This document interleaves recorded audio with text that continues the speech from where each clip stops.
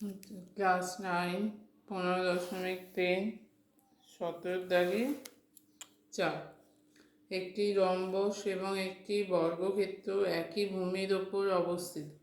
বর্গক্ষেত্রের ক্ষেত্রফল হচ্ছে এক্স স্কোয়ার বর্গ একক এবং রম্বস আকার ক্ষেত্রের ক্ষেত্রফল হচ্ছে ওয়াই বর্গ একক হলে ওয়াই আর এক্স স্কোয়ারের মধ্যে কী সম্পর্ক? Y greater than x square না, y less than x square না, ওয়াই সমান এক্স স্কোয়ার। আচ্ছা, এখানে একটা একই ভূমির ওপর এই ভূমির ওপর বর্গক্ষেত্র আঁকা হয়েছে আর একটা রম্বস আঁকা হয়েছে। বর্গক্ষেত্রের ক্ষেত্রফল দেওয়া আছে এক্স স্কোয়ার, তাহলে বর্গক্ষেত্রের বাহু হবে এক্স, তাহলে বর্গক্ষেত্রের বাহু এক্স, তাহলে এইটা একই ভূমির উপর অবস্থিত, তাহলে রম্বসের ভূমিটাও দৈর্ঘ্য হয়ে যাবে এক্স। যেহেতু রম্বস, তাহলে রম্বসের 4টে বাহু সমান, তাহলে রম্বসের বাহুগুলো হয়ে যাবে এক্স করে।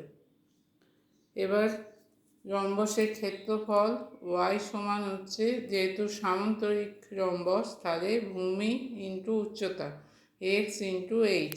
এবার উচ্চতাটা মানে একটা 90 ডিগ্রি হবে।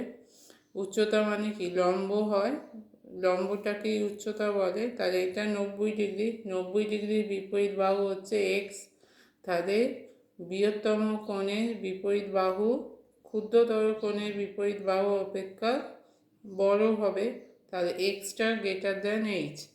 যেহেতু এই ত্রিভুজটার 90 ডিগ্রি বড় কোণ, তার বিপরীত বাহু হচ্ছে এক্স, আর অপর দুটো কোণ ছোট কোণ, তার বিপরীত বাহু এইচ, তাহলে এক্সটা এইচের থেকে বড় হবে, তাহলে এখানে এক্সটা greater than h. X dot x, দুদিকে এক্স দিয়ে গুণ করা হয়েছে, h dot x, x dot x হচ্ছে x square greater than x, h dot x বা এক্স ডট এইচ সমান হচ্ছে ওয়াই।